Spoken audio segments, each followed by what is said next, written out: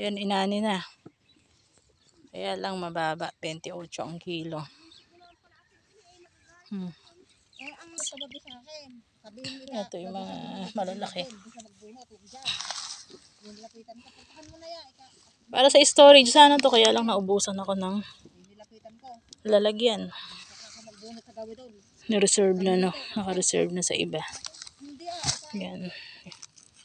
Bibenta na lahat yan ng mga magsasaka. Kasi babayad sa utang.